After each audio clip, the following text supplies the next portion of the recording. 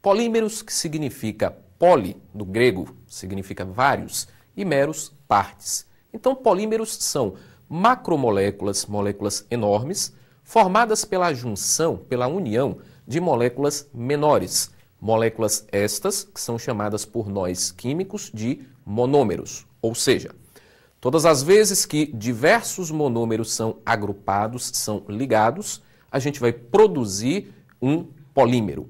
É bom lembrar que um polímero em si, não necessariamente, ele é artificial. Existem polímeros naturais, que são muito estudados dentro da bioquímica, como proteína, que é um tipo de polímero formado pela junção de diversas moléculas de aminoácido, a celulose, que também é um tipo de polímero formado pela junção de diversas moléculas de beta-glicose, o amido, que é formado também pela junção de moléculas de alfa-glicose, e por aí vai. Lógico que o nosso interesse químico, basicamente, é estudar a formação de polímeros artificiais. Polímeros estes que tiveram a sua evidência muito maior ao longo do século XX. Quero lembrar que o século XX ele é conhecido como século do plástico, século do polímero. Por quê? Foi a partir deste período, principalmente da segunda metade do século XX, que a grande maioria dos plásticos industriais que nós conhecemos hoje surgiram, Estes plásticos, esses polímeros em si, eles podem ser obtidos por dois tipos básicos de reações. Existe polimerização que ocorre por reação de adição, Na reação de adição, como o próprio nome indica, moléculas menores são adicionadas umas às outras para a formação da nossa macromolécula, ou seja, do nosso polímero. É bom lembrar que para que ocorra uma reação química de polimerização por adição, a condição básica é que exista ligação dupla entre átomos de carbono.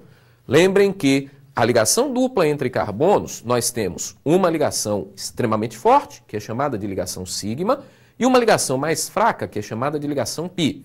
É esta ligação pi que é quebrada na presença de catalisadores com pressão, temperatura adequada e que vai propiciar a formação de radicais livres. Radicais estes que vão participar da reação química de polimerização.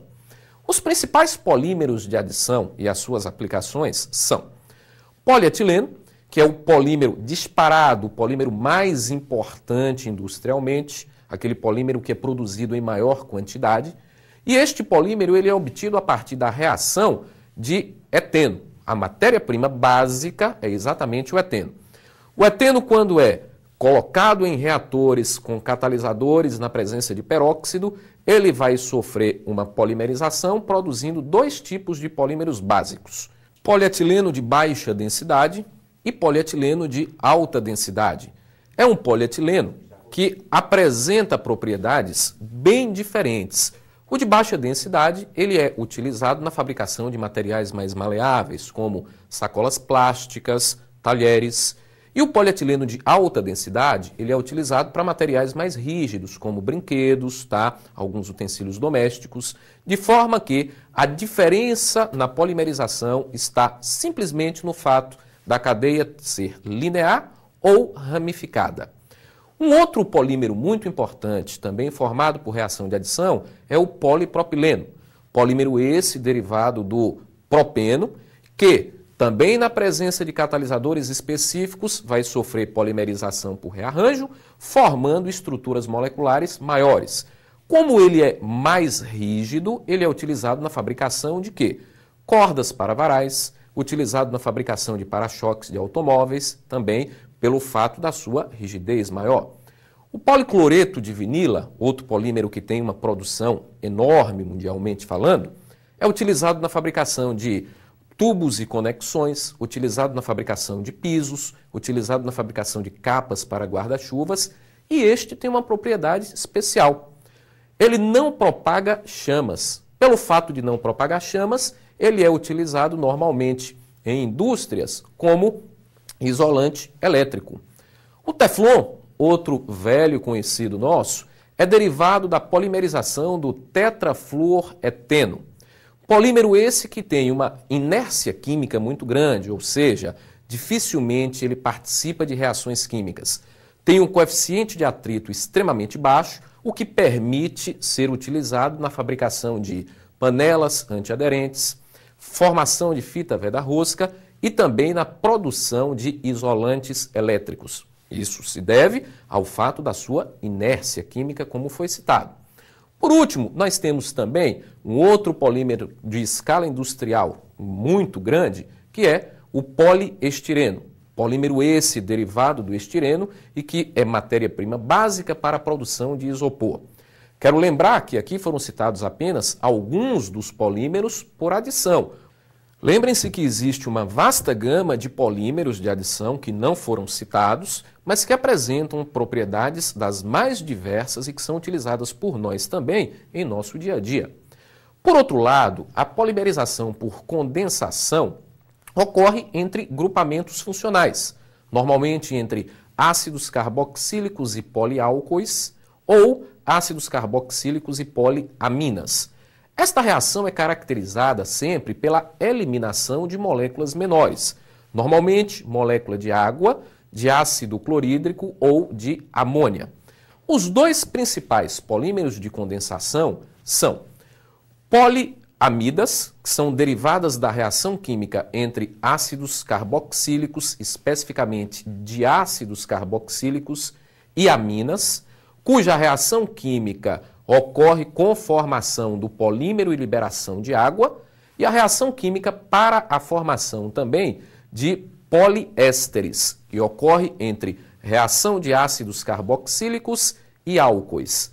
Os principais são poliamida, o nylon 66, que é derivado da reação química entre o ácido hexanodioico e 1,6-diamim-hexano. E a reação química para a produção da principal poliéster é exatamente a reação para a formação do polietileno tereftalato, conhecido vulgarmente por nós como PET. Esta reação química ocorre entre o ácido tereftálico e o etileno glicol para a produção deste polietileno tereftalato.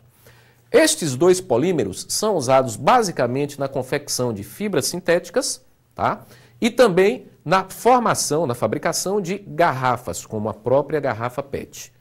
É bom lembrar, a gente não pode esquecer, que nós estamos falando aqui de plásticos que são importantes, é impossível se imaginar a vida hoje sem um polímero plástico, mas que também provoca em nosso mundo um índice de poluição altíssimo. É por esse motivo, que nós estamos desenvolvendo hoje outros tipos de polímeros não derivados diretamente do petróleo, mas que são polímeros biodegradáveis. Para que você tenha uma ideia, existem polímeros plásticos hoje que têm uma vida útil de aproximadamente 200, 300 anos. Então, quando isso é descartado na natureza, provoca um acúmulo de lixo muito grande. E hoje nós já temos polímeros derivados da cana-de-açúcar, que é feito basicamente a partir de celulose, polímeros esses que são biodegradáveis, por quê? Porque se decompõem na natureza em um tempo muito curto, algo em torno de 30 dias. Então, para que nós tenhamos uma consciência ecológica, é importante lembrar que o desenvolvimento dessas novas tecnologias é que serão o futuro do nosso planeta.